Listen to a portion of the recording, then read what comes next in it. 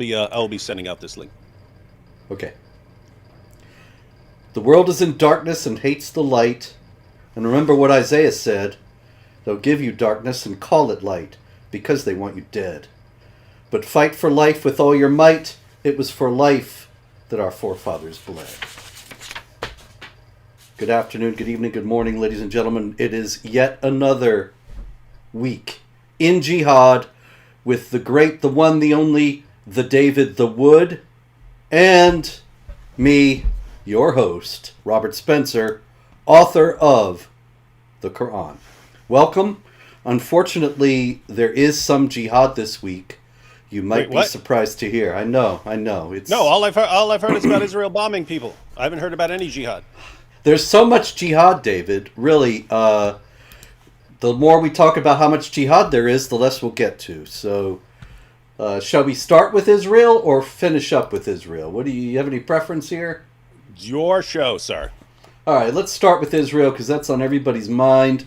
Of course, we have Ghazi Hamad, one of the top dogs of the Hamas political bureau, and he said, we will repeat the October 7th attack. Look for October 7th, October 10th, October 1 million, because he said we're going to keep on hitting Israeli civilians until Israel is annihilated. And he said, because we are the victims, everything we do is justified. What do you think, David? Is there any... Surely that has nothing to do with Islam, right? No, of course not, because, if we know anything about ethics in Islam, it's that the fundamental guiding principle is moral consistency. Only doing to others what you would have them do to you. And since Muhammad expelled the Jews and Christians from the Arabian Peninsula and only wanted a pure Muslim population and called for the extermination of Jews everywhere, there's no way that this guy's going to point out anyone else as being a problem here. Well, yeah, you're absolutely right. And also when he says everything we do is justified, it reminded me of the famed Quran verse in 2:191 or 190 and 2:17 that is, persecution is worse than slaughter. That is, the fighting in the sacred month is an awesome evil, but persecution is worse than slaughter. In other words, you can fight during the sacred month when fighting is prohibited if you are being persecuted. So really every moral code can be set aside for the good of Islam. And here he is. I actually forgot that I had a picture of him here. Here's the charming Ghazi Hamad. Notice his impressive Zebiba. He's got the killer Zebiba. That is one of the most severe Zebibas I have ever seen. That Zebiba is zabangin'. Yes, it is. And this is an, I believe he's unnamed. This is an imam in France. And he is in trouble these days for calling for the murder of Jews on social media. And so he is, he actually did it on Facebook, and I thought that's funny because Facebook has been causing me a lot of trouble lately. I'm on there just because people say, oh no, you have to stay on Facebook, you get referrals from it for Jihad Watch, and I think, I'm not even sure that's true anymore because it's so, the site, the Facebook site is so shadow banned and so on. And they even gave me a strike. They said they were restricting my account for nudity because I posted a picture, still picture, taken from a story we talked about a few weeks ago of the son of the Chechen leader. And he was beating up this guy who had burned the Quran and savagely beating him, but both of them were fully clothed. There was no nudity in the photo at all. It's just that it was a bit grainy, a still taken from a video, and Facebook, of course, with no appeal whatsoever, they just decided that this was unacceptable. But this guy, he's fine. He ran into trouble with the French authorities, but there's no indication that Facebook had any trouble with him calling for the murder of Jews. Well, and notice, as far as this is something we've all critics of jihad terror have been on the receiving end of for quite some time, namely getting content taken down where we obviously didn't violate any sort of rule, let alone the rule that we're being accused of. There's just no connection between what they say they're taking it down for and what they're actually taking it down for. But this is just so everyone knows, this is kind of the process. It's when you put up some content, all your haters will flag that, and they'll flag it for every possible thing they can, knowing just statistically some of those flags and complaints are going to catch a sympathetic eye of someone at Facebook, right? In other words, these things go to some Facebook moderator, and it might be someone who actually is trying to enforce the rules correctly, and so they will say, no, there's nothing wrong here. But other people are, oh yeah, it's Robert Spencer, ban. And there you go. And, yeah. So, well, one day when Jihad ends, I'll get off Facebook forever, and that will be a great day. Anyway, in Italy, this is or was a memorial to 2 Jews from Italy who were sent to Auschwitz and murdered during World War II and the Holocaust. And you see that the memorial is in not in very good condition because it has just been burned. And this was reported only in the Italian press, but it is on Jihad Watch. The mayor of Rome said that Rome firmly condemns this unacceptable and hateful gesture, solidarity with the entire Jewish community of our city. But what do you think, David? Why would somebody want to burn a Holocaust memorial marker?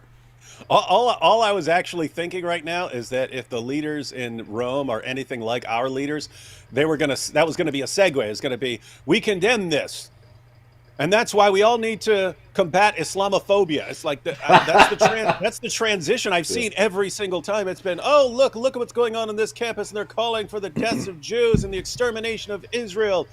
This is why we need to combat Islamophobia, ladies and gentlemen. And you're like, wait, what? It's Say what? true. Say what? No, so I was expecting that. I was actually shocked that your little description there didn't end with the mayor of Rome calling for the end of Islamophobia. It is unusual. Some people are waking up. Some people are not. Some people are digging in. This is Ahed Tamimi. And you can see from the photo that she was featured a few years back in Vogue magazine.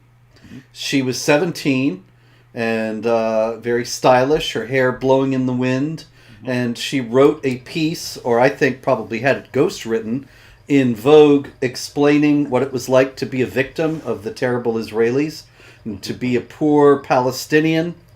But Ahed Tamimi on her Instagram this week posted a message saying to the Jews, we will drink your blood and eat your skull. I bet that's going to be in the next issue of Vogue. The drinking blood and eating skull edition of Vogue. Everybody will be lining up for that one. All right. We are moving along briskly here this evening, David. This is unusual. I don't know, we might even run out of jihad, but I kind of doubt that. Moving, I can always sing. Moving right along. Yep. I don't remember the words. This is Mahmoud Abdelhadi. And he is a wise old man, as you can see, frail, venerable. If you watch the video from which this is taken, actually the original, which is you can readily find on YouTube, I watched the original, and he walks up very haltingly with a cane, and the congregation is there waiting respectfully as he sits down to preach. Yeah, of course, because every one of his talks is like, I remember when Muhammad came back and told us. That's him. I remember when we invaded Khaybar, and I told Muhammad, hey, don't take that meal from that Jewish woman. But he's like, no, she's a great cook. She's a great cook. And that's why I'm still here, ladies and gentlemen, and he's not. Who are you going to listen to? He was the guy who jumped up and said, "I've been poisoned." All right, so yes, Mahmoud Abdel Hadi, October 21st. That's a little bit longer than a week, but it was just posted at the Middle East Media Research Institute. He said that October 7th was a great victory, like 9/11, and that the Muslims would soon be in charge everywhere, simply based on demographics. That they're reproducing, and he kept saying, and the Europeans, they are in minus. They are in minus. I saw that. And meaning that, of course, they are not at replacement level. Yeah. For and I was thinking, you mean decline? What? Wait, what? What are you talking about? They're in minus. They're in minus. Minus. Yes, he thought that was a big point. They are in minus, and so the thing about Mahmoud Abdel Hadi is that he's not preaching in Mecca or Medina. He's not preaching in Baghdad or Riyadh. He is in Ellicott City, Maryland. And so he is yet another indication of our wonderful commitment to multiculturalism, which, as from the looks of things, might come back to bite us in some way. All right. No, you don't think so? We're going to march together into the glorious multicultural future? Yeah, it is. I mean, I still can't get around the idea that, like, every single thing that we've been saying for the past 2 decades about what is going to happen is coming to pass. And we have been called liars the entire time. We have been 100% accurate. 100% accurate about everything that's happening. And we're called liars by everyone the entire time. And of course, it's more virulent than ever and more ridiculous. I don't know if you saw yesterday, I was working on my book of Muhammad, a Critical Biography, and I just happened upon a hadith where it said that Muhammad did not wash after having sexual relations. And of course, there are the other hadiths about that and about him going to all of his wives on one night. But he would wash his hair with marshmallow. And so I thought that was funny. I posted it on Twitter. I got inundated with people saying, "Lion! Lion!" And "You are idiot! You're stupid! It does not say marshmallow. It says hibiscus." But of course, the marshmallow comes from itsuna.com. Like, these people don't know Arabic, itsuna.com. They have no idea how to translate it. Yeah. And then it got even more absurd, because then people started sending me all these marshmallow hair products, and it turns out that marshmallow really is a thing people wash their hair with, and so there's no mistranslation whatsoever. Muhammad used it, so what? But they were embarrassed by it because I was quoting it, and so it was all, "You are liar! You are Islamophobe!" Well, you know the drill. Yeah, and think about the thing. You've got these hadiths where Muhammad, in order to impress his followers, runs around having sex with all 9 of his wives in a single night, right? Yep. And he does this and brags about it. We know, because, I mean, think about it. If I had a bunch of wives and I was, just quietly going around having my way with all of them, no one's going to know. You just see me go into a house. But Muhammad's followers all know he's banging 9 wives in a single night. What's that mean? Muhammad's kissing and telling. He's walking out. He's like, just finish up with Hafsa. On my way to Aisha, my favorite. Woohoo! Right? So he's running his mouth about this, right? That doesn't bother them. That doesn't bother them at all. They think that's great. That's why they bragged about him being the Superman of sex, right? So you've got that. That doesn't bother them. They think that's cool. Then you've got the other issue, which says that the hadiths say that he would only take 1 bath. He would only take 1 bath the entire time, right? Once he wraps up wife number 9, and you're thinking, what would it be like to be wife number 9 in that marathon of sex? He just went to 1 wife. Keep in mind, this is Medina. Hot summer, it gets up to 118 degrees there in the summer. So he's sitting there, he bangs 1 wife. works up a nice sweat, then goes to the next wife, works up an even nastier sweat. He's got her fluids all over him, and by the time you get to wife number 9, I don't care how much marshmallow he's roasting in his hair. He could cook s'mores with his head. I don't care. This dude has the sexual fluids of 9 women and girls all over him in a hot, burning desert. And that doesn't bother them at all. It's just, yeah, you use the Sunnah.com translation of marshmallow, you liar. What is this really? Like, what makes people like this?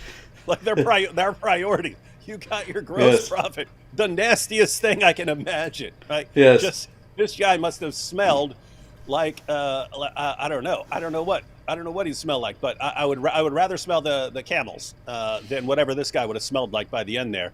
And not only that, he must have looked a fright. Not only with the marshmallow in his hair, but also with his beard dyed henna. I used to see those guys when I was a young man. I used to see those guys on the street in New York City, and with the very clearly pious Muslims with the kufi and the hair, the beard dyed orange, and they looked ludicrous. They looked like clowns with the orange beard.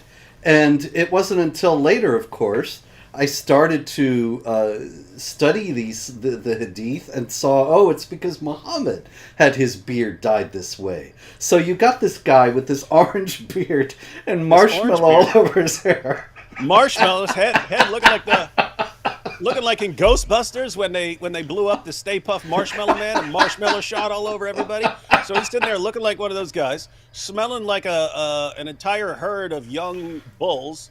Also covered in semen. We know from Aisha that he would be constantly covered in semen. And think about this. Think about this, really, Robert. Think about this, because we can't get past it. So he's covered in semen. He's covered in the fluids of various wives, and then right here in the middle of my sexathon, I gotta head to the mosque for prayer, and hug it out with all my buddies.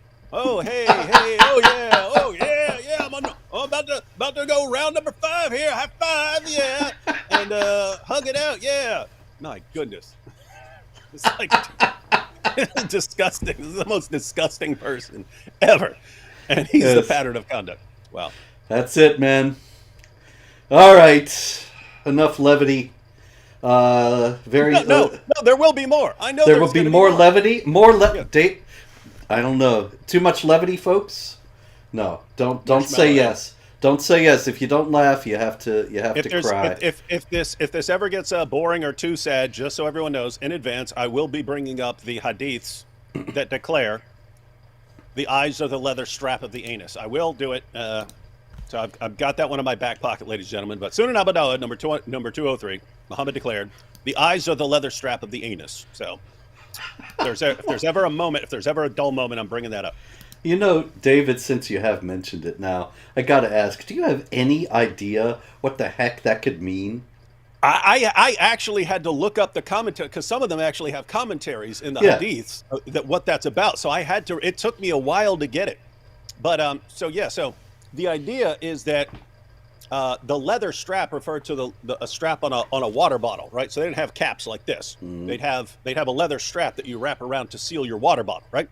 Okay. And so the idea is that when you are awake during the day, you have conscious control. Your butthole is under the control of your will. You can control what comes out of your butt while you're awake. Well, so this is what your eyes are open, right? Yeah. And so it's like you've got your leather strap around your bottle, so that nothing's going to leak out, right? But he points out that when you close your eyes, so he's talking about when you go to sleep. When you go to sleep, the eyes, which is the leather strap of the anus, they close, and then you don't have control over it, and it sort of opens up. Oh. And so what stuff you don't have control when you're sleeping over what leaks out of your butthole, and therefore be sure to perform your ablutions. That's what. So several of the versions of the hadith will say the eyes are the leather strap of the anus, so perform your ablutions. And what he means is wake up, because you don't know what slipped out of your butt, especially if you're Muhammad, and who knows what's been going on. This is the dude who's covered in semen, right? I mean, he's covered in semen. We don't know if it's his. We don't know anything, right? Yeah. And then you've got all these hadiths where his buddy Diha al-Kalbi, that's Diha the dog, right? He calls him Mhm. dog apparently because Al-Kalbi. yeah, something the dog, right? This guy likes it. We know this guy.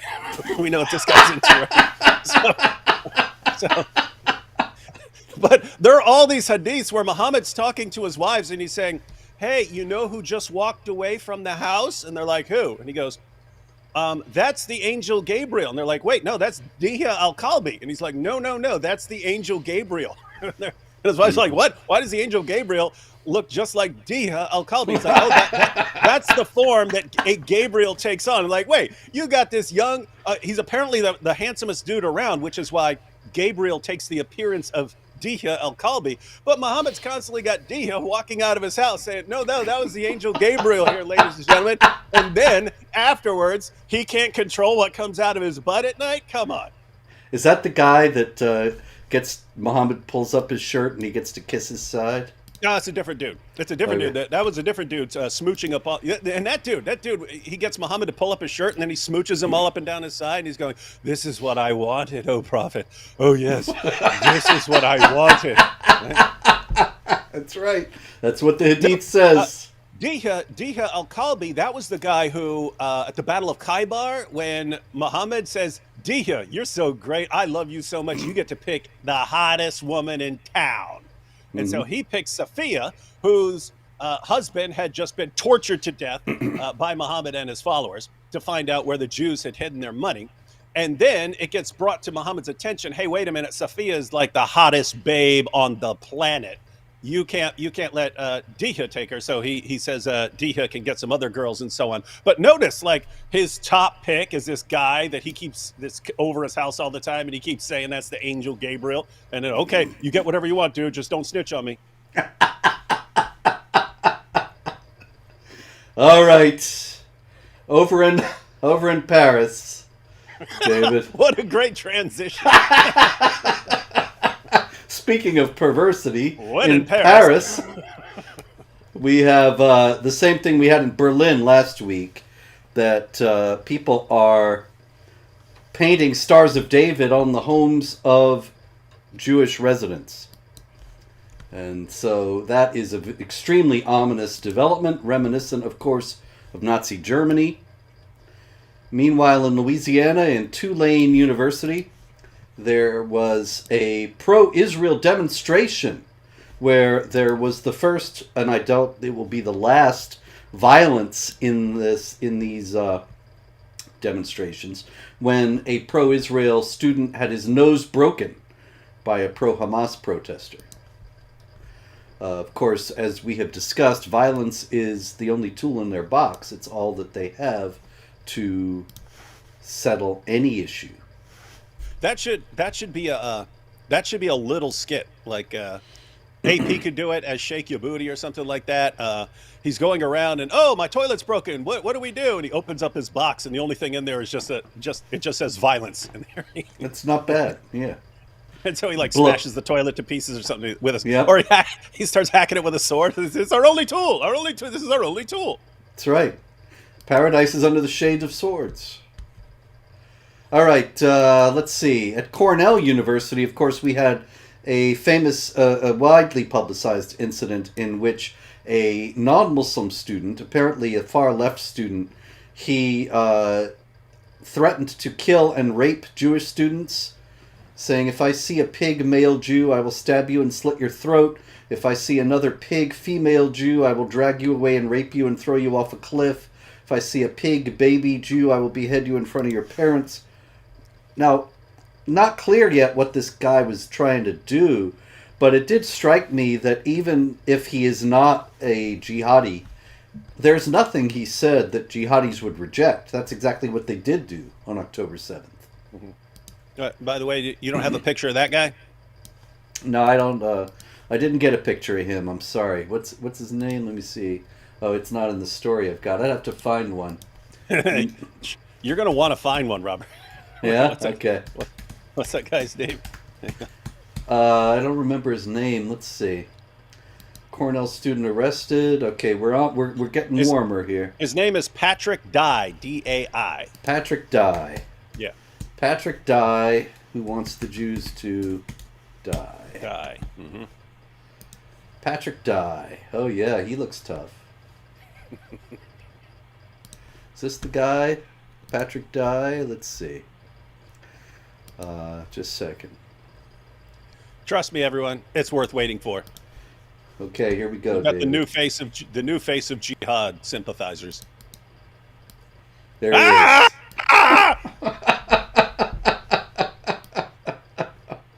Patrick Dye. So Hey, this guy's running around threatening to slaughter Jews. Yeah. Hey, that dude, that's the same dude. He threatened me once. He threatened to do my math homework.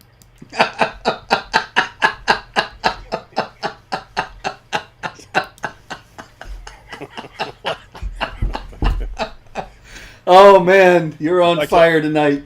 Like, I will do your math homework in the name of Allah.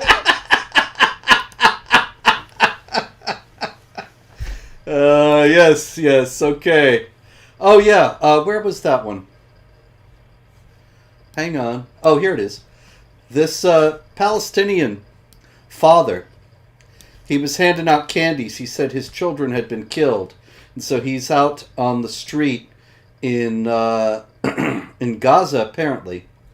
I'm not sure where he was, but anyway, he says he's saying Allahu Akbar. He's saying La ilaha illallah, and he is explaining that his children are all martyrs, and this is why he's handing out candy. But one interesting thing he says in the middle of all this is, we are carrying out ribat from today and forever. Now, a ribat, ladies and gentlemen, that is a specific kind of jihad war to claim Islamic land that has been lost. The idea is drive them out from where they drove you out, as in chapter 2, 191 of the Quran. And so if you drive out, I mean, the Israelis didn't actually drive the Arabs out, but it's the myth that they did, and consequently they have a responsibility to wage jihad, fight a ribat, to reclaim the land. It's important to note this because still in the West we have the commonplace idea that this is some dispute over land that can be settled by negotiations. But actually, these people don't want anything but the total destruction of Israel. Did you hear about the Dagestan thing, David? Yeah, I call it Durkistan. Yes. Dagestan in the Caucasus in Russia, Muslim Republic, and they found out that a flight was coming in from Tel Aviv. Now, why people in Tel Aviv wanted to fly to Dagestan right now, I don't know. Yeah, that seems like the last place in the world, apart from like Gaza, that I would want to be flying into. Yeah, exactly. Or from Tel Aviv. So the flight gets in, and they're immediately hustled back into a bus, the shuttle bus, because there was a large mob of Muslims in the airport, screaming, of course, Allahu Akbar, and hunting for the Jews, wanting to kill them. And then, interesting thing, Dili Hussein, the editor of Five Pillars in the UK, said this is how Jews should be greeted in all the airports in Muslim countries. Collective punishment, isn't that? Isn't that collective punishment? Just anyone, just everywhere? Yeah, I do believe it is. And also in the Cooper Union in New York City, we had Jewish students locked into the college library. Well, yeah, I've spoken at Cooper's Union a couple times when I was when I lived in New York. I spoke to the Christian group there. But yeah, we didn't have to be locked in. We didn't have to be locked in hiding. But there was a raging pro-Hamas crowd outside, and so they had to lock them in for their own protection.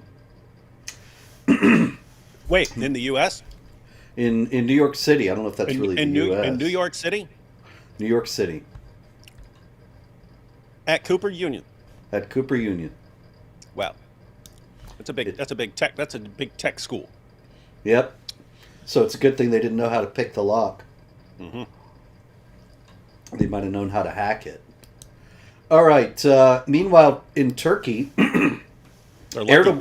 They're lucky Patrick Dye wasn't there, because I guarantee he knew how to hack a system.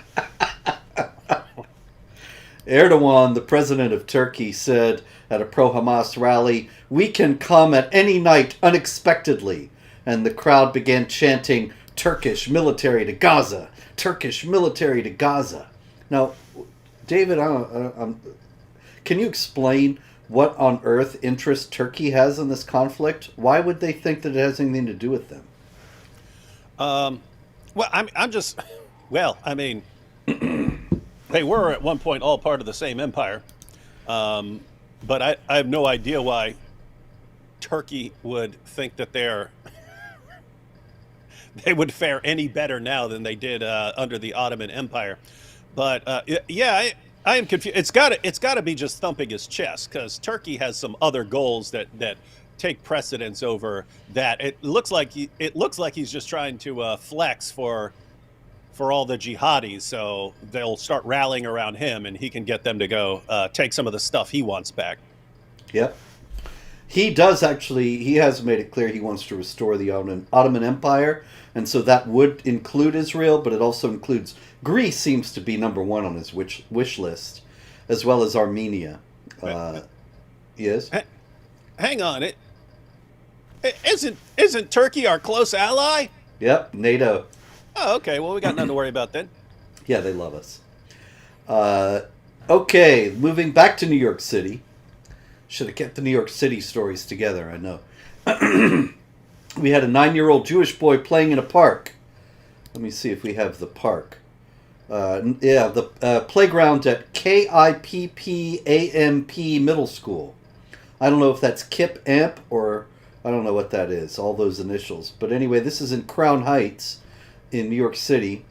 And a teenager came up shouting, "Heil Hitler, I will kill you, Jew," and the old standby, Allahu Akbar. The Jew hatred we have seen around the world is really absolutely incredible over the last few weeks. It's become normalized, it's become standard, it's become expected. In Germany, a pro-Hamas demonstrator screamed, "I want Adolf Hitler back. I'm for Hitler," gassed the Jews. So this wasn't just this one kid in New York City, but it's all over.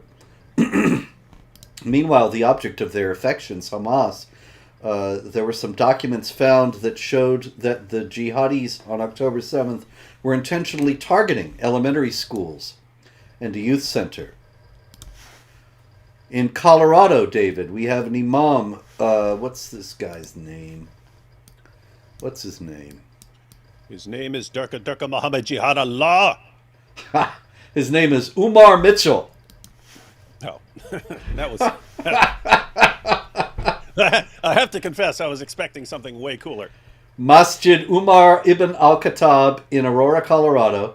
Umar Mitchell. You think he's a convert? And he's talking to the kids in his mosque. And he is talking about the Jews. They were given covenants, promises, and agreements that they were supposed to follow. What did they do every single time? They break their covenant. They lie and break their contract. Should you trust these people today? And the kids say, no. The Israelites were sent many, many messengers and prophets. They killed some of them. They even tried to kill Jesus. And then he goes on to say they were fishing on the Sabbath. They were transformed into monkeys. Does this sound like a people you want to do business with? No! And so he's indoctrinating the kids into this same hatred. Yeah, and I mean we've been seeing for years the videos on, like, Palestinian TV and so on, where they start indoctrinating the kids at a very young age, and they're raising these kids so that they become jihadis eventually. Mm-hmm. And but in a weird way, you kind of get it from their perspective in Palestine. It's what they're, we're just all about jihad. That's what we do here. That's what we're obsessed with. Of course, we're going to raise every child to be a jihadi. But Colorado now doing the same thing. Hey, let's make sure we educate these kids from a very young age that they're permanent, ongoing enemy, as the Quran says, are the Jews. Well, it shows that this is not about politics. It's not about land. This is a religious conflict rooted in Islamic teaching. Another little bit of Nazi-like activity comes out of Istanbul, which is Constantinople, occupied Constantinople, where a shopkeeper put a sign at the front of his store. You can see it there: Jews not allowed. Not Zionists, not Israelis, Jews. I like how you called it occupied. I think we should be referring to every place that is controlled by Muslims as occupied, because they took it all. Occupied Medina, where the Jews need right of return. Occupied Mecca, conquered by Muhammad. Yep. Free Mecca. Free Mecca. Stole. I mean, think about this. Went and took it from the pagans who just wanted their trade routes and didn't want to be interfered with. Muhammad shows up with an army of 10,000, takes over the city, and then tells everyone, "Okay, guys, once these months are up, we're going to kill you wherever you find you. So convert or get out of here." Mm-hmm. And it's interesting because the things we keep seeing over and over and over again that the entire world is accusing Jews of doing, according to your book, the Palestinian delusion isn't actually what happened. But if you just go with what they say happened, in other words, if we just take their version of events, here's what you say happened. Historically, factually, it's not what happened. But even if we go with your version of events, you college student protesters, it's not what Israel did. It's exactly what Muhammad and his followers did for 14 centuries. It's what Muhammad did. It's what Muhammad did in Medina. It's what Muhammad did in Mecca. It's what Muhammad did in all of Arabia. It's what his followers did for 14 centuries. It's what they've always done. Israel didn't do that, and yet you say Israel's evil for doing exactly what Muslims did for 14 centuries, starting with Muhammad. Yep. Weird rules. From the Persian Gulf to the Red Sea, Saudi Arabia will be free. We're going to see it happen. Yep. All right, Los Angeles. Man named Daniel Garcia, the Patrick died before Patrick died, Daniel Garcia, breaks into a Jewish family's home. And once he's in there, he screams, "Kill Jews and free Palestine." What does Daniel Garcia care about Palestine? Probably he's just a leftist who heard that the Jews were terrible. And all this comes from the leftist Islamic Alliance and the jihad against Israel that the left has vigorously embraced. And it's just, again, everyone's true colors are showing. You've had this war going on in Yemen, and you have Saudi Arabia and the United Arab Emirates, and they're targeting civilians. They're blowing up weddings and so on. You've got all these pictures of kids who are absolutely starving. They're kids who can't even, they're on the ground. They look like skeletons covered in skin because they're starving because of this ongoing war. An endless array of civilian men, women, and children all killed. You could walk up to any one of these college students who's protesting. They have no idea that it even happened. They have no idea what's going on. They don't know. They don't care. You've got the Uyghurs in China. No one really cares because they know you can complain all you want about China. China just doesn't care. It's not going to work.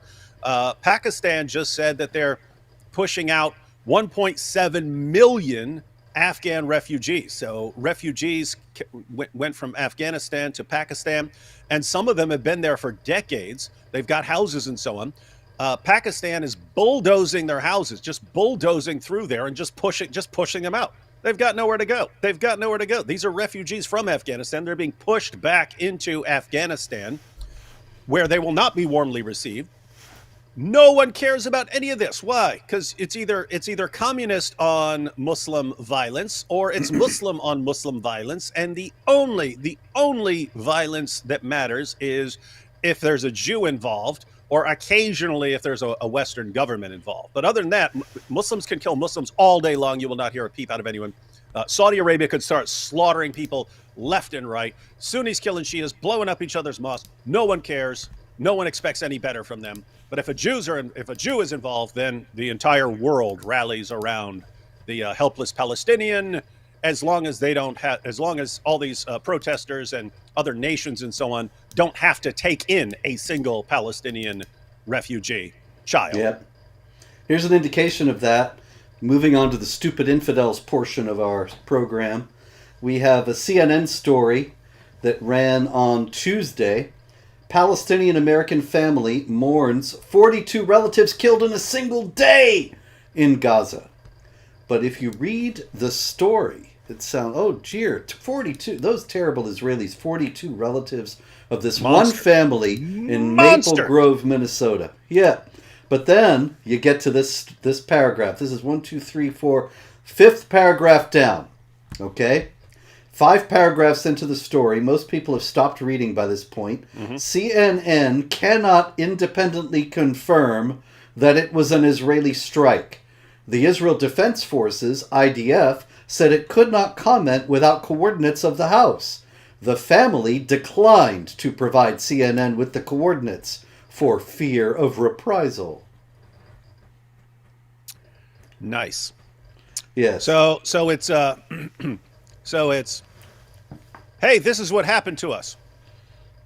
Can you give any evidence? No. You just have to trust us on this. Well, since you guys are the pillars of honesty and integrity and honest reporting, we'll just take your word for it.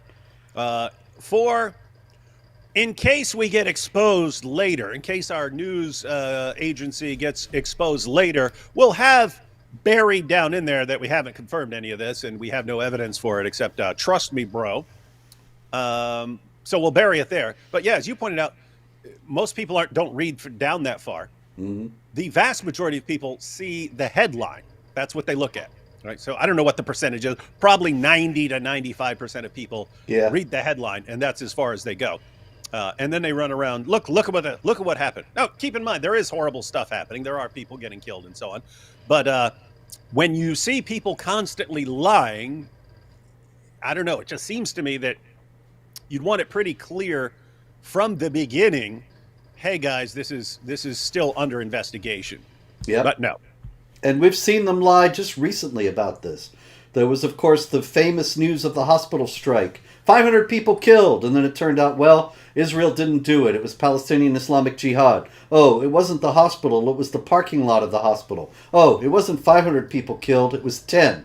But it was the official Gaza health ministry, which is, of course, run by Hamas, that said 500 people were killed. The international media ran with it.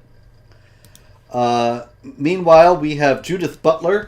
And I just wanted to point out that once the story spreads, you can't undo the story, right? Once they spread the story about the hospital, there are still people left and right. I see them every day saying that the IDF destroyed this hospital and killed hundreds of people, including a couple hundred kids.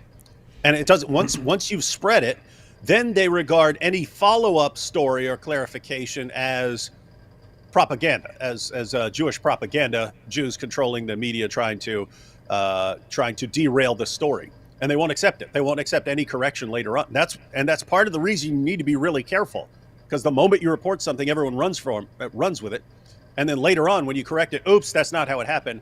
No. This is just a conspiracy trying to cover up the original story. That's it. Judith Butler, very famous professor. She is a professor at the University of California, Berkeley.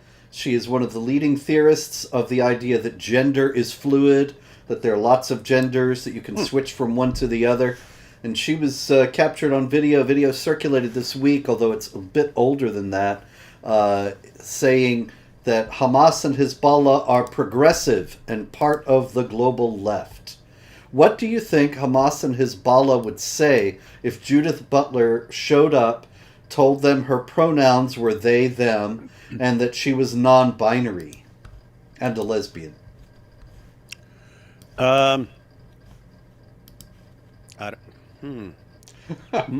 My heart says they would embrace her because, I've just been conditioned to feel like that. But my head says they would do something totally different. Yeah, I'm afraid she might not find it all that pleasant. Another Judith. This is Judith Clark, an old photo. She's now in her 70s, I believe. She was one of the Weathermen. You may remember the Weathermen in the 60s, 70s, and 80s. They were a group of far left terrorists. They robbed a Brinks truck in 1981, and 3 police officers were killed. Judith Clark went to prison. She was later pardoned, said to have reformed, rejected violence, but she showed up this week at a pro-Palestinian rally. The Left Islamic Alliance appears to be in very fine shape.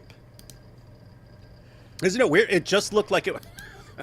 It just looked like it was breaking down, right? Like, Yep. you had Muslims all of a sudden who declared that they're actually going to be on the political right. They're giving up on the left. No pride flags in this town anymore. They start. They all go like full Andrew Tate, and Ali Dawa says that the reason people are going to convert to Islam are specifically because of its intolerance. That everyone's promoting tolerance and they're getting sick of it. So now we're just going to proclaim intolerance. Yes, of course, we're going to kill apostates. We're going to slaughter all the LGBTQ. We're going to do all that stuff. Yes, intolerance, intolerance, intolerance, intolerance.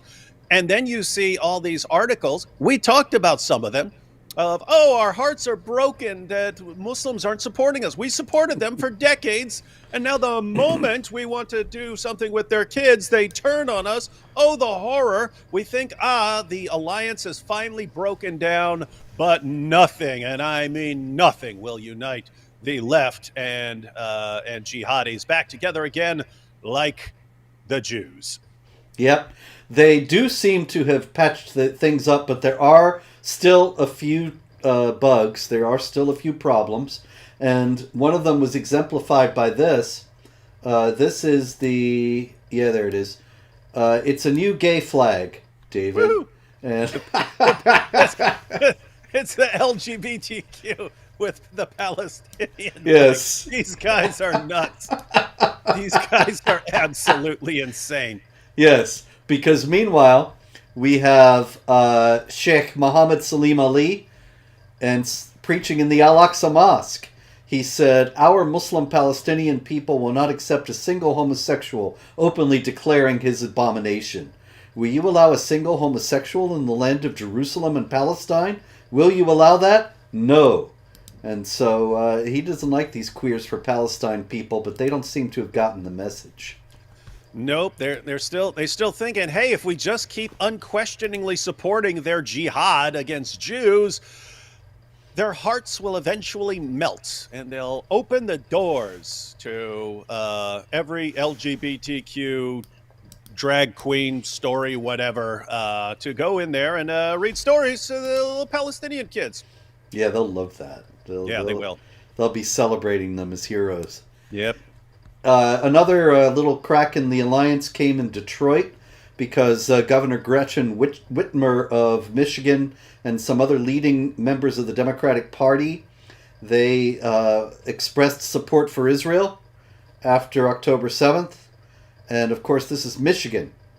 And so, for example, Adam Abu Salah, a Palestinian in Dearborn, he said there's going to be an effort to not support the people who have not supported us, the people we've voted for such a long time, people we've helped, we've donated to, and we've worked on their campaigns, but now they feel betrayed.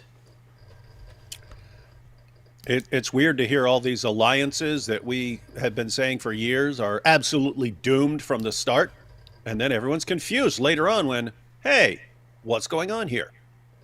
They don't get it. Yep. Let me see. We expect hearts to melt, and instead we're just getting broken hearts. Let us go to a story out of Iran. Getting late here, and we got to get to a lot of jihad that's not having to do with the jihad against Israel.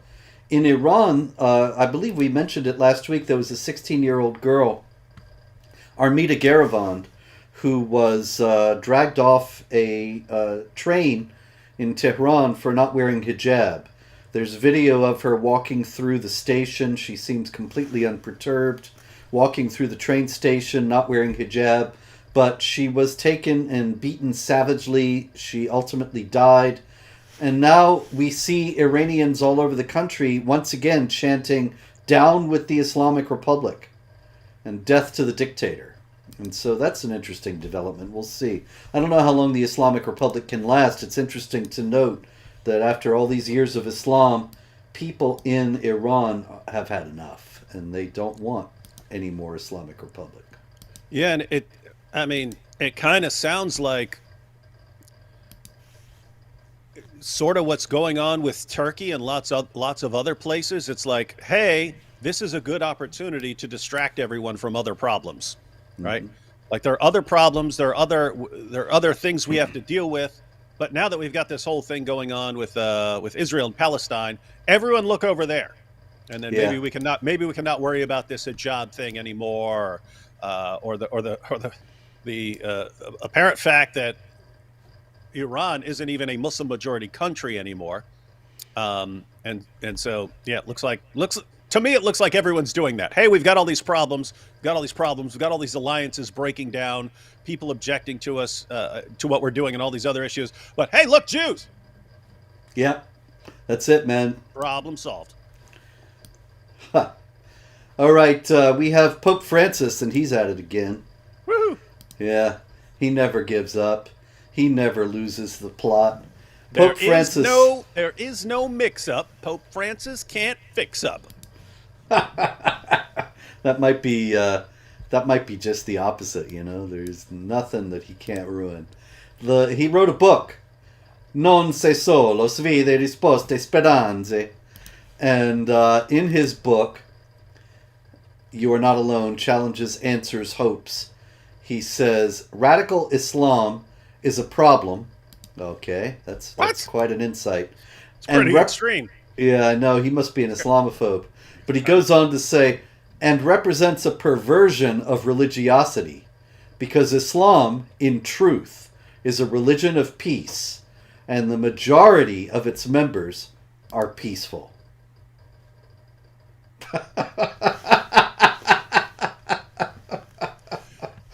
It's always fascinating to me because we've been dealing with this for decades, where U.S. politicians, journalists, people who've never studied Islam a day in their lives, nevertheless are experts on proclaiming what is and what is not Islam, and what Islam really teaches.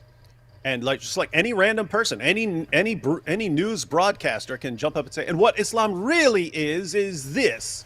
Mm-hmm. And it's like, you can ask these people, what do you do with this passage? What do you do with that passage? They have no clue what you're talking about. They've never studied. It's this one subject where it's the only subject I can think of where the less you know about it, the more of an expert you are in your own eyes. Like you couldn't do that with anything else. You couldn't say, I've never taken a math class one day in my entire life. I didn't even learn kindergarten, 1+. I didn't learn any of that. And yet I'm an expert on math, and I get to tell the rest of the world about math. And I get to tell actual mathematicians about math, even though they're mathematicians and I have no clue what I'm talking about. I'm an expert.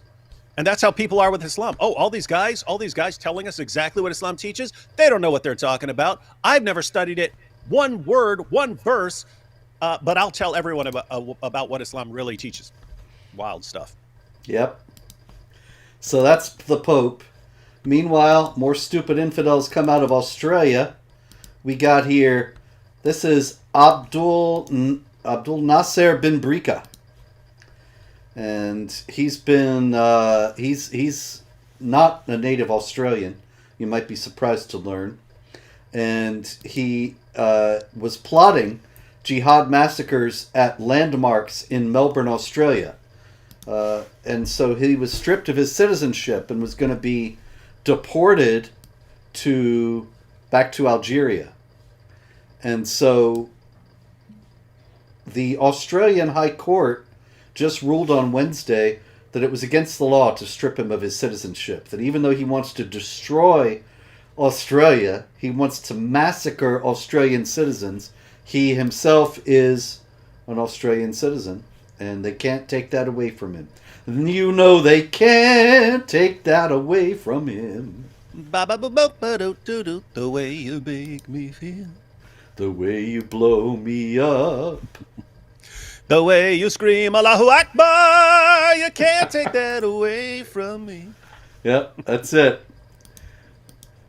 All right, let's see. More jihad elsewhere in the world. Of course, we always have Nigeria, where a Muslim college student, a Christian college student, was kidnapped, forced to convert to Islam. Why would they do that? That's un-Islamic, David, isn't it? Making people convert to Islam, that's a big no-no. Yep. There's no compulsion in religion, so why do they do it? I have no idea, because that's the only verse in the Quran. No compulsion in religion. That's the only one. There's one verse in the Quran. I open up the Quran, there is one verse. It says no compulsion in religion. No, there's two, because there's also he who kills an innocent people. It's as if he's killed the whole world. Well, that's not a full verse. They only quote the part of the verse that doesn't say this was a revelation of the Jews. It's only, but that part of the verse is in the Quran. Mm-hmm. Yeah, there's no that compulsion one part of the in verse. religion, and that's it. Mm-hmm. It's a very brief book. Mm-hmm. Anyway, the reason why they might do that is because they want the Islamic community to be growing at the expense of the non-Muslim community, in line with Islam's supremacist imperative, and so the idea is a kind of demographic jihad. And it's also brilliant. I mean, you have an actual genocide of Nigerian Christians going on in Nigeria. You won't hear a peep about it, ever. You will not hear about this, but you will hear about Palestine. In Uganda, there was a Christian preacher named Robert Setimba, who was making a lot of headway converting Muslims, and he was confronted in Kampala by 6 Muslims screaming, you guessed it, Allahu Akbar, and calling him kafir, started beating him with sticks. They beat him senseless, and they said that he was hurting Muslims by preaching about Islam and using the Quran in evangelization. Meanwhile, in Queen Elizabeth National Park, also in Uganda, another Christian who was working there as a tour guide, Muslims came up to him and said, we know you are the people who are supporting Christians in Uganda. And they killed him and 2 tourists. In the Democratic Republic of the Congo, there were 30 Christians killed. In Nigeria, there was a grisly discovery as at a cattle market. The jihadis passed through, and then 80 corpses and 20 headless bodies were found.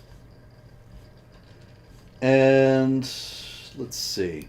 In Paris, we had a veiled Muslim woman, and she was at the commuter rail station in Paris, and she was screaming, this is MAGA country. See, I know, I stole your joke there, David. She was screaming Allahu Akbar, and she threatened to blow the place up. Meanwhile, in a penitentiary in France, a Muslim also screaming Allahu Akbar injured a guard. In Bangladesh, there was a Hindu festival. Of course, the idols were broken.